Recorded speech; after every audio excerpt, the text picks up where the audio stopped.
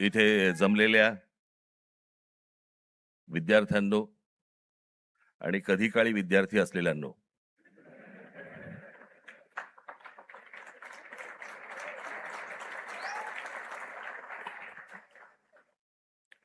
हे लाईट जरा बंद करता येतील किंवा कमी करता येतील का? हे समोरचे हे हा पण हा बंद, हा बंद. आणि हा बंद करा पहिला. हा वरचा करता येईल का? हा बस.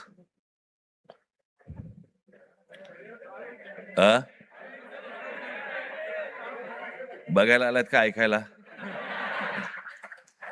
बंद कमी कर रे भाऊ, मला डोकं दुखायला लागतं. आज विद्यार्थी सेनेचा वर्धापन दिन. खूप वर्ष झाली माझी राजकारणाची सुरुवातच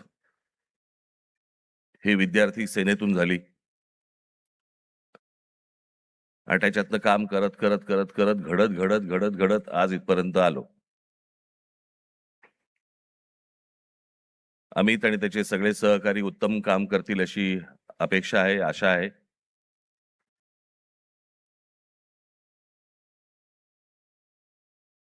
आणि या सदस्य नोंदणीला देखील भरघोस प्रतिसाद मिळेल अशी मी अपेक्षा करतो.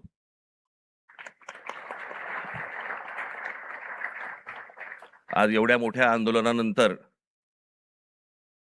आज इतक्या लगेच विद्यार्थ्यांच्या आंदोलनानंतर लगेच इतक्या लवकर विद्यार्थी सेनेचा वर्धापन दिन आलाय.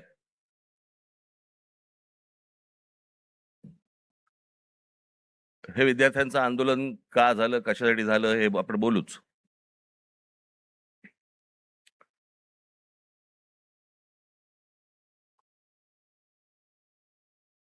परंतु मी ज्या वेळेला कामाला सुरुवात केली त्यावेळेला काळ वेगळा होता, विषय वेगळे होते, आत्ताचे विषय वेगळे आहेत. त्यावेळेचा तरुण वेगळा होता, आत्ताचा तरुण वेगळा आहे. तेव्हाचे विद्यार्थी वेगळे होते, आत्ताचे विद्यार्थी वेगळे आहेत.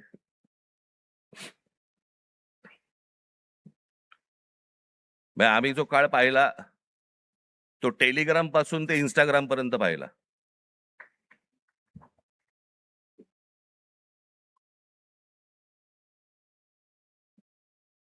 आणि आत्ताच्या ह्या सगळ्या काय जेनझी म्हणजे 97 पासून जे जन्माला आले ते 2011 पर्यंतचे, बरोबर ना? 12 पर्यंत तेच ते.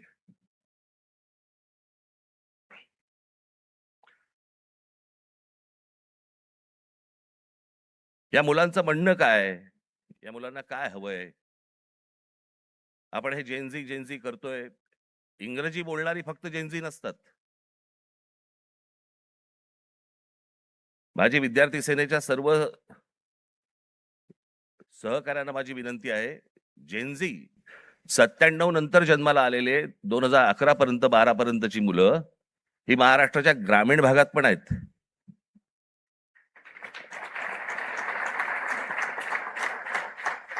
मुंबई पुण्याचे दिल्लीचे फक्त जेनझी नसतात किंवा नाहीत. या मुलांची अपेक्षा काय आहेत, आशा काय आहेत, यांना काय हवंय, मला असं वाटतं ही गोष्ट समजून घेणं गरजेचं आहे.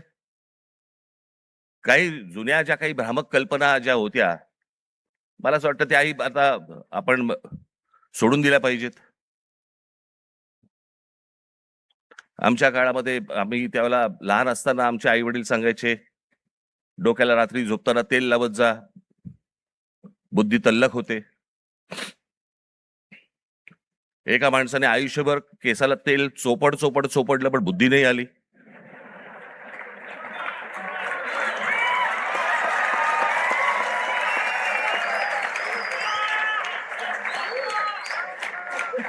प्रत्येक केस स्वतंत्र उमेदवारासारखा उभा असतो.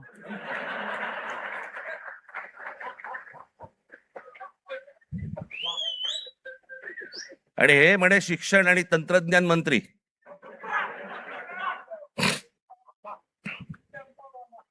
काय बोलतोय आपण, काय चाललंय जग कुठे चाललंय, आपण काय बोलतो, आपण शिक्षण आणि तंत्रज्ञान त्याचा महाराष्ट्राचा मंत्री दगडावरच्या फुटप्रिंट्स, त्यांना फिंगरप्रिंट्स म्हणायच्या होत्या,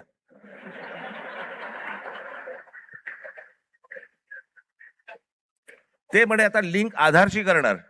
कसं?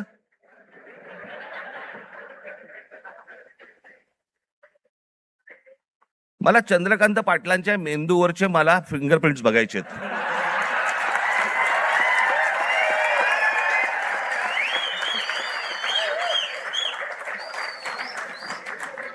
कोल्हापूरकरांनी ज्ञान मिळावं म्हणून या माणसाला कोल्हापूरवरनं पुण्यात पाठवलं, जिकडे बाबा शिक्षणाचं बाहेरघर आहे. तिथेही काही नाही झालं. आता असे शिक्षण मंत्री म्हटल्यानंतर जेनझींचा पारा सणकणार की नाही सणकणार, चढणार की नाही चढणार, की ही अशी माणसं आमच्या नशिबी आणून तुम्ही ठेवली आहेत. आत्ताच मी एक पंतप्रधानांचं आत्ता आलेलं काहीतरी एक निवेदन आत्ता मी पाहून आलो.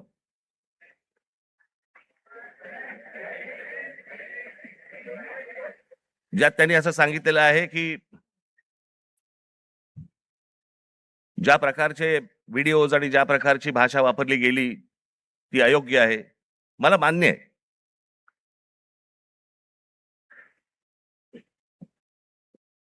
कोणाच्याही बाबतीमध्ये अशा प्रकारची खालच्या थरातली भाषा ही वापरली जाऊ नये, हे मला 100% मला मान्य आहे पंतप्रधानांचं. मला पंतप्रधानांना फक्त एवढंच सांगायचंय, हे तुमच्या पक्षातल्या लोकांना पण सांगा.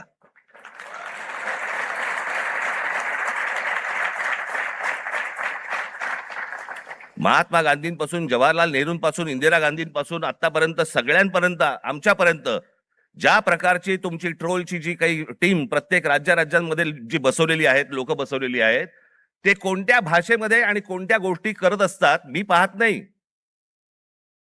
मला ज्या गोष्टी कानावरती येतात, आज अनेक कलाकार आहेत, महाराष्ट्रामधले अनेक कलाकार आहेत, ते म्हणतात बाबा बोलायलाच नको, काही लिहायलाच नको, इतक्या शिव्या पडतात, इतक्या गोष्टी होतात. ही यांचीच माणसं भरलेली आहेत. मला असं वाटतं पंतप्रधानांनी त्याही लोकांना सांगावं की त्यांनी बंद करावं म्हणून. हे गेल्या 12 वर्षातच सगळी सुरुवात झाली. भारतीय जनता पक्षाचे जी काही ट्रोलच्या टीम्स आहेत, यांनी ह्या ज्या गोष्टी सुरू केल्या, याच्यातनच हे ज्याला म्हणतो ना आपण, जे तुम्ही पेराल तेच उगवेल, तेच आलं अंगावर तुमच्या. त्याच्यात पंतप्रधानांनी सांगितलं की मला शिव्या दिल्या, माझ्या आईबद्दल बोलले. चुकीचंच आहे, हे मनापासून सांगतो मी, हे चुकीचंच आहे. पण मला जी पंतप्रधानांना विनंती आहे, दुसऱ्यांनाही आया असतात.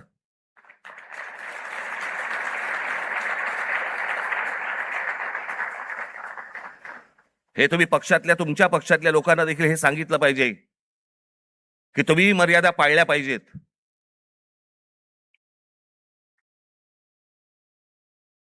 आज पंतप्रधान सांगतात की मी त्या मुलांना सगळ्यांना माफ केलं, पण इतकी 12 वर्ष तुमच्या लोकांनी जे काही केलंय त्याची माफी कोण मागणार?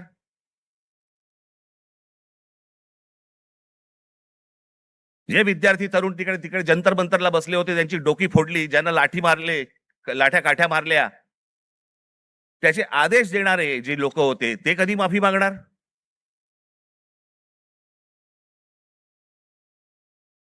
आणि मला असं वाटतंय की हे मूळ हे काय झालंय, नीटची परीक्षा हे कारण आहेच, पण हे प्रत्येक ठिकाणी त्याला जो काही रिस्पॉन्स मिळाला, सगळेच काही विद्यार्थी होते आणि तरुण होते, अनेक जे विद्यार्थी दशेतनं बाहेर आलेले आहेत, अनेक तरुण होते, अनेक तरुणी होत्या. हे का आले रस्त्यावरती?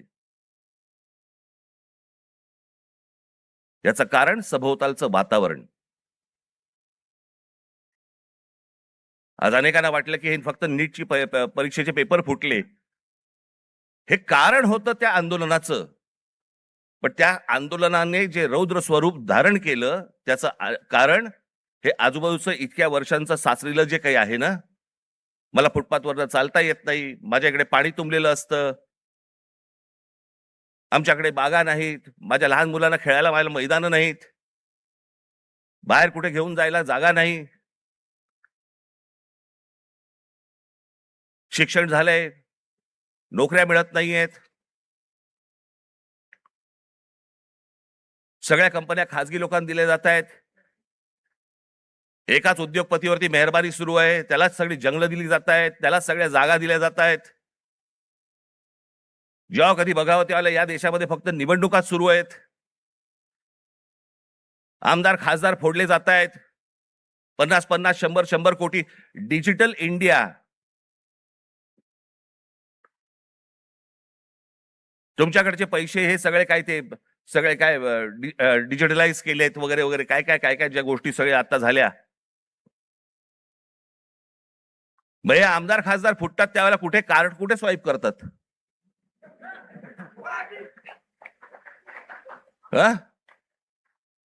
उलटा उलटा कार्ड स्वाईप.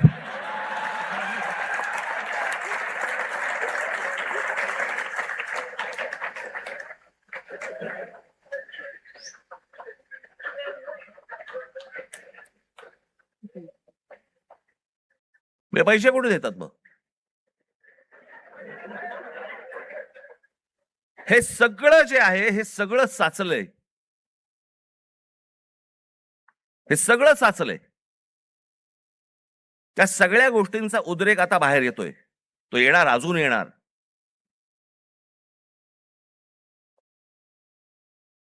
हा विषय कोणाला तरी सत्तेवरनं खाली खेचणं आणि कोणाला तरी सत्तेवरती आणणं हा एवढ्या पुरता मामूली विषय नाहीये, हा देशाचा विषय आहे.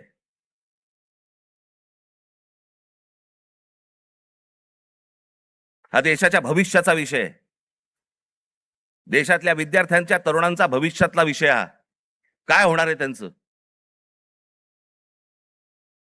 आज माझ्या महाराष्ट्रातल्या ग्रामीण भागामध्ये, देशातल्या आज ग्रामीण भागामधला तिकडचा तरुण, तिकडच्या तरुणी काय करत असतील दिवसभर, काय विचार करत असतील? तो तिकडचा तरुण ज्यावेळेला विचार करत असेल की बाबा माझ्या बाजूच्या घरामध्ये एकाने शेतकऱ्यांनी माझ्या वडिलांचे मित्र होते, त्यांनी आत्महत्या केली, त्यांच्या अंत्यविधीसाठी तो मुलगा जाणार, विचार काय करणार? हे माझ्या वडिलांच्या मनामध्ये येऊ नये, मग याच्यासाठी मी काय केलं पाहिजे? मग मी शहरात गेलं पाहिजे. मग शहरात गेल्यावरती काय होणार माझं? मला कुठून नोकरी मिळणार? मला कुठून शिक्षण मिळणार? माझं पुढे काय होणार?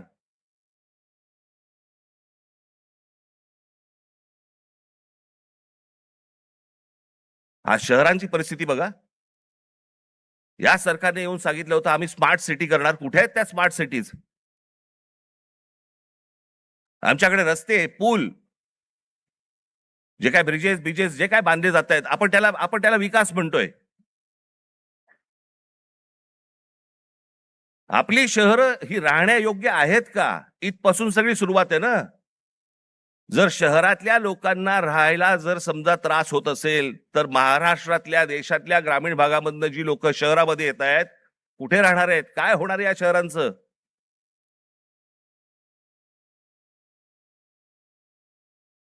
मी आता एक जस्ट तुमच्यासाठी म्हणून एक आकडा म्हणून आणलाय. आजची देशाची शिक्षणाची परिस्थिती हे वर्तमानपत्रांमध्ये आलेलं, हे वेबसाईटवरनं काढलेलं, अनेक गोष्टींमधनं आलेलं, हे त्याच्यातनं मी हे तुमच्या समोर मांडतोय. आजची देशाची शिक्षणाची परिस्थिती काय आहे? देशातील 1 लाख शैक्षणिक संस्थांमध्ये मुलींसाठी स्वच्छतागृह नाही. 1 लाख. 15,000 शाळांमध्ये पिण्याच्या पाण्याची सुविधा नाही. 2004 मध्ये 8 लाख शिक्षकांची पदे जी रिक्त होती, ती 2026 मध्ये ही संख्या 10 लाखावरती पोहोचलेली आहे. शिक्षक हवे 10 लाख. 23 ला जॉईंट एंट्रन्स एक्झाम परीक्षार्थ्यांसाठी फक्त 1 लाख जागा उपलब्ध आहेत. 2014 मध्ये 3 लाख विद्यार्थी परदेशात शिक्षणासाठी गेले होते. 2014 ला 3 लाख. तर 2026 मध्ये ही संख्या 9,10,000वरती पोहोचली. आज इतकी मुलं परदेशात जात आहेत. का परदेशात जात आहेत? मी 2014 साली मी एक डॉक्युमेंटरी केली होती, छोटीशी एक फिल्म केली होती 16 मिनिटाची. आपण जरूर बघा, युट्यूब वरती आहे.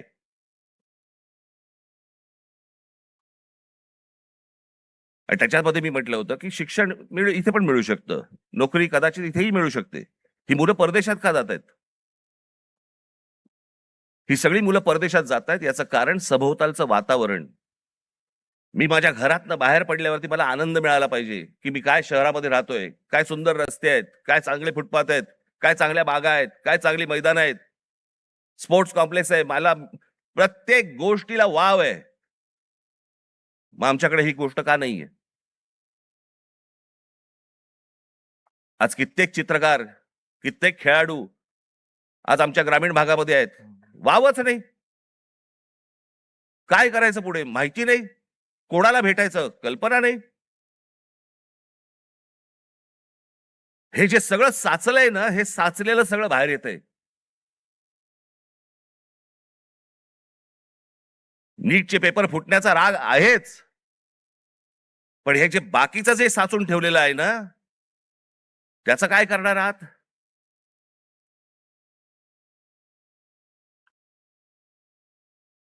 दोन 2014 मध्ये परदेशातील शिक्षणावरती भारतीयांनी, परदेशात जे गेले लोक 2014 मध्ये, त्या भारतीयांनी किती पैसे खर्च झाले त्यांनी स्वतःहून जे खर्च केले, म्हणजे आपल्या देशातनं जे बाहेर पैसे गेले ते किती गेले?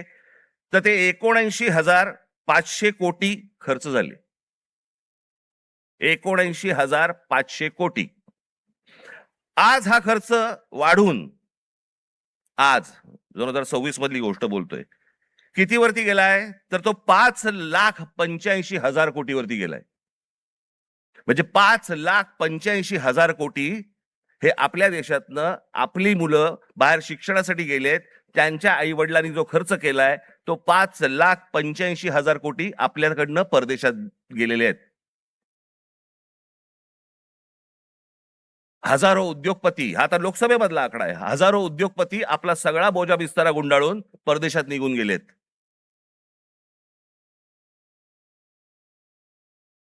अहो एवढं कशाला?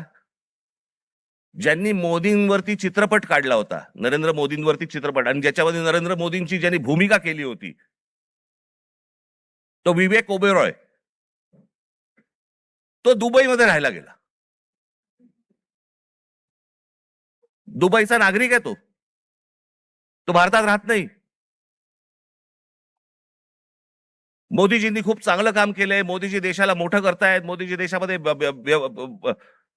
काय काय काय उद्योग आणतायत, हे आणतायत वगैरे वगैरे, अशी मुक्ता फळं जी आता केली.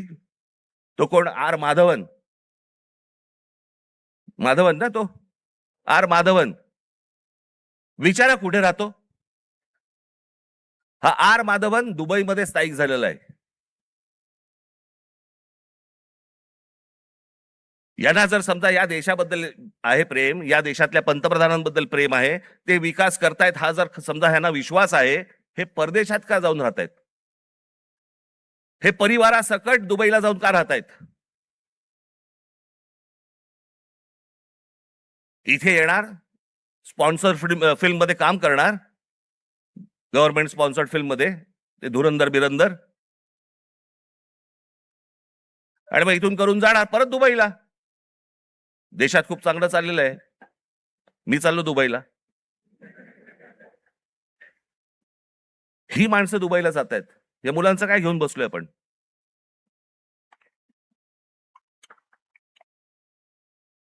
2004 मध्ये काँग्रेस सरकार ज्या वेळेला होतं त्यावेळेला शिक्षणावरती खर्च किती होता? 3.2%. आज 2026 मध्ये तो किती आहे? 2.8%. म्हणजे शिक्षणावरती जेवढा खर्च व्हायला पाहिजे, अमेरिकेमध्ये जाऊन बघा, युरोपमध्ये जाऊन बघा, शिक्षणावरती काय प्रकारचा खर्च करतायत. आज त्या मुलांना, त्या विद्यार्थ्यांना, त्या मुलांना त्यांची स्वप्न, त्यांना काय म्हणायचंय, त्यांना काय सांगायचंय, त्या प्रत्येक गोष्टींसाठी, प्रत्येक स्वप्नांसाठी त्यांच्याकडे वाटा आहेत. आज पंतप्रधान सांगतायत, त्यांच्या निवेदनामध्ये बोललेत की ही विद्यार्थी हे सगळे जे आहेत हे चुकीच्या रस्त्यावरती भरकटलेले आहेत. चुकीच्या रस्त्यावरती. मी एक ओशोंचं एक वाक्य ऐकलं, मी वाचलं होतं ज्यावेळेला, मी त्यातलं एक वाक्य होतं ओशोंचं, फार छान वाक्य होतं. आणि त्याच्यामध्ये असं म्हणाले ते कि कौन कहता है कि इस देश का युवक गलत रास्ते पे भटक रहा है, रास्ता बनाने वालों ने ही अगर गलत रास्ता बनाया है तो युवकों को क्यों टोकते हो?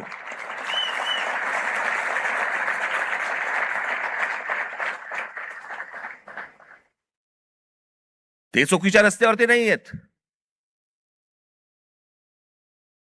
त्यांच्या आशा अपेक्षा महत्वाकांक्षा या सगळ्या मारल्या जात आहेत.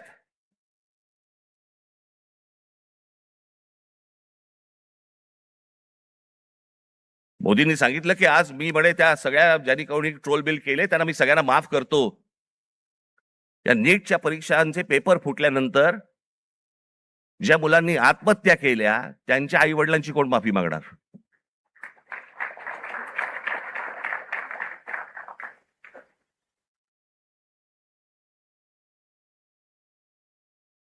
हा देश नीट समजून घेतला पाहिजे.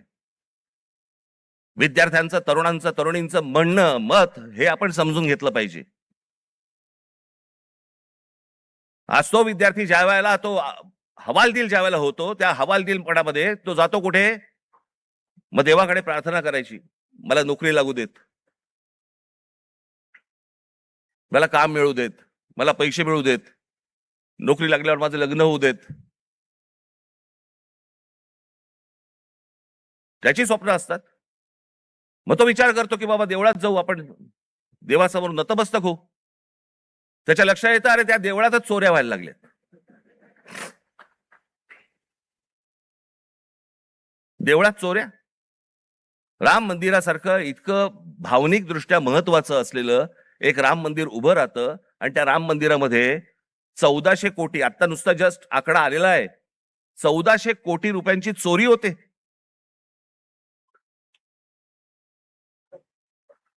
आणि याच्यावरनं सरकारमध्ये असलेले कोणीही त्याच्यावरती बोलायला तयार होत नाहीत.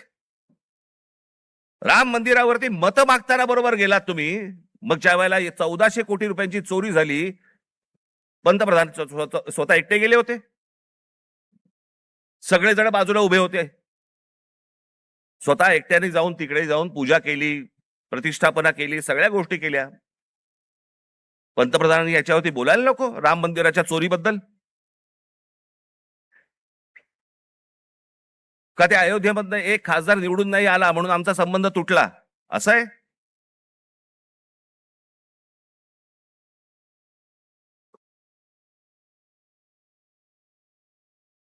आज तो हवालदिल झालेला जो तरुण आहे तो या सगळ्या मंदिरांचा रस्ते पकडतोय.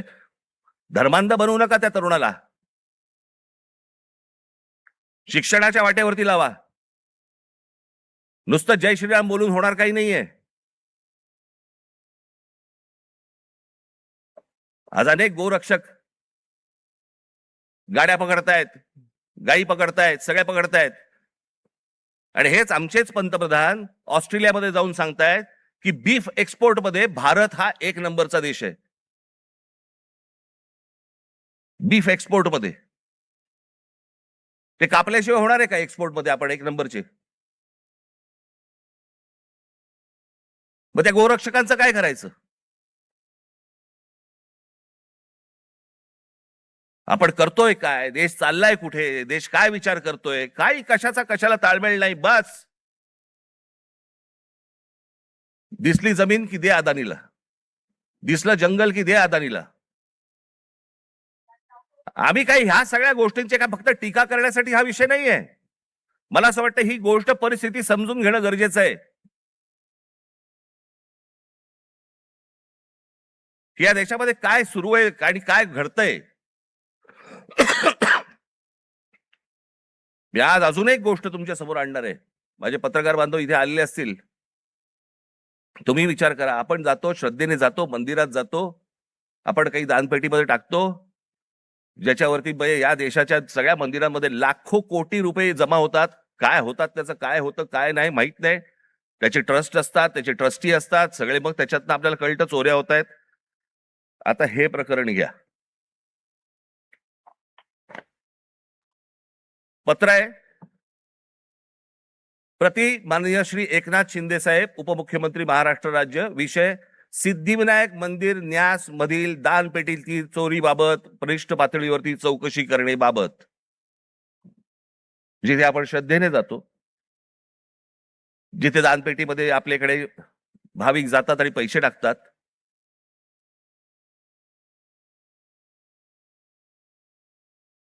त्याचं कारण असतं ते धर्मासाठी म्हणून आपण असे टाकतो. महोदय, आम्ही स्वाक्षरी करणारे सर्व सिद्धिविनायक न्यास मंदिर प्रभादेवी मुंबई येथील विश्वस्त आहोत. साहेब, आपण विश्वासाने आमची संबंधित ट्रस्टवरती सदस्य म्हणून नियुक्ती केली असून आपल्या विश्वासाला पात्र राहण्याचा आम्ही प्रामाणिकपणे प्रयत्न करत आहोत. भाषा पण बघा, मंदिर आहे का कंपनी येतेच कळत नाही मला. त्यामुळे मंदिरात गेल्या 1.5 वर्षाच्या कालावधीत विविध उपाययोजना राबविताना मंदिराची मिळकत 35% जादा वाढविण्यात आम्ही काही प्रमाणात यशस्वी झालो आहोत. मिळकत तुम्ही कशाची यशस्वी झालात? असो महोदय, विश्वस्तांच्या सतर्कतेमुळे मंदिरातल्या दानपेटीतून पैसे चोरणारे कर्मचारी पकडले गेलेले आहेत. हे कर्मचारी पकडण्यापूर्वी दर बुधवारी मंदिरातल्या दानपेटीतील रकमेची मोजदाद ही 50 लाख रुपयाच्या आत होती. मात्र हे कर्मचारी पकडल्यानंतर गेले 3 आठवड्याची दानपेटी रक्कम ही 1.5 कोटी रुपयांच्या घरात पोहोचली आहे. याचाच अर्थ यापूर्वी दर आठवड्याला दानपेटीतील जमा होणाऱ्या काही रकमेतील काही रक्कम ही लंपास होत होती. त्यामुळे दरवर्षी सुमारे 18 कोटी रुपयांचे मंदिराचे नुकसान होत होते. याचे धागेदोरे वरिष्ठ पातळीवर आहेत असा आमचा ठाम संशय आहे. साहेब, या प्रकरणाची आपण गंभीर दखल घेऊन शासकीय पातळीवरती संबंधित प्रशासनातील वरिष्ठ अधिकाऱ्यांची चौकशी लावावी अशी आमची आपणास विनंती आहे. विश्वस्त मंडळ सिद्धिविनायक गणपती मंदिर न्यास प्रभादेवी मुंबई. हे सगळ्यांनी सह्या केल्या आहेत. राहुल लोंढे, भास्कर शेट्टी, महेश मुदलियार, जितेंद्र राऊत, मीना कांबळी, मनीषा तुपे, गोपाळ दळवी, सुदर्शन सांगळे, हे त्यांचं पत्र आहे.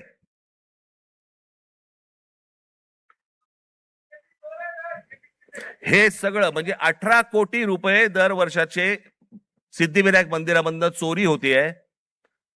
आपण भाबडेपणाने भाविकपणे आपण तिकडे जातोय, दानपेटीमध्ये आपण टाकतोय. हे असल्या चोऱ्या होत आहेत. ही माणसं सगळी मंदिरं लुटतायत. हाच तो तरुण, हेच ते विद्यार्थी परीक्षांच्या वेळेला नोकरीसाठी मंदिरामध्ये जातायत, पायऱ्या झिजवतायत, सांगतायत देवाला मला नोकरी मिळू देत, आणि त्याच मंदिरामध्ये चोऱ्या होत आहेत. तिकडचेच विश्वस्त चोऱ्या करतायत. तिकडचीच माणसं चोऱ्या करतायत. हा आमचा धर्म, ही आमची धर्माची मंदिरं. सरकारवरती विश्वास ठेवता येत नाही म्हणून मंदिरात जावं, तर मंदिरावरती विश्वास ठेवता येत नाही. ही जर समजा देशाची परिस्थिती असेल, होईल काय? रस्त्यावरतीच उद्रेक होईल.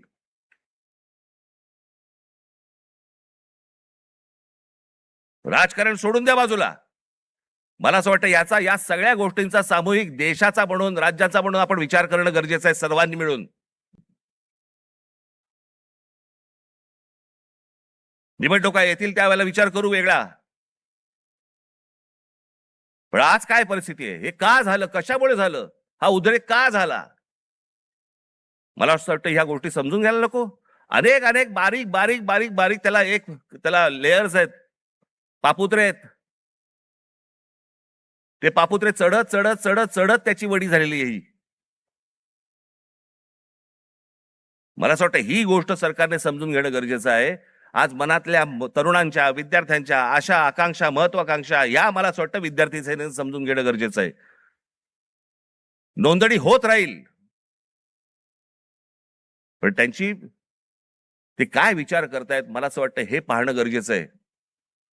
याच्यामध्ये जर बदल झाला नाही, मी हीच गोष्ट एकदा मागे जेव्हा नीटचा पेपर फुटला होता 2016 साली, तेव्हा मी पंतप्रधानांना फोन केला होता आणि त्यांना मी सांगितलं होतं की म्हटलं हे तुम्ही स्वतः ह्याच्यामध्ये जातीने लक्ष घाला या प्रकरणामध्ये.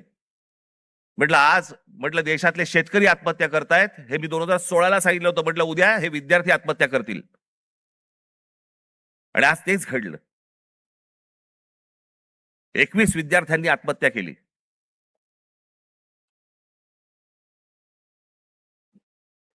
सदस्य नोंदणी ही तर कराच, पण मला असं वाटतं या शिक्षण क्षेत्रामध्ये आमूलाग्र बदल होणं गरजेचं आहे. त्याच्यासाठी विचारवंतांची गरज आहे. जे विचारवंत या देशामध्ये आहेत त्यांना बोलवणं गरजेचं आहे. त्यांची आणि या मुलांची सांगड घालून देणं गरजेचं आहे. यांची स्वप्न आणि त्या स्वप्नांना कसा आकार देता येईल याच्यासाठी म्हणून जे तज्ञ या देशामधले आहेत त्यांना बोलवणं गरजेचं आहे. त्या मुलांना समजून घेणं गरजेचं आहे. मला असं वाटतं एवढीच अपेक्षा माझी आज या दिवशी मी व्यक्त करतोय. आज या विद्यार्थी सेनेच्या मुलांनी, सर्वात तरुणींनी या महाराष्ट्रातल्या विद्यार्थ्यांची अपेक्षा, आशा, आकांक्षा या समजून घ्याव्यात आणि त्याला आकार देण्याचा मला असं वाटतं जास्तीत जास्त प्रयत्न करावा. भविष्यातल्या तुमच्या सगळ्या वाटचालीसाठी माझ्याकडनं मनपूर्वक तुम्हाला सर्वांना शुभेच्छा देतो आणि आपणा सर्वांची मी रजा घेतो. धन्यवाद. जय हिंद, जय महाराष्ट्र.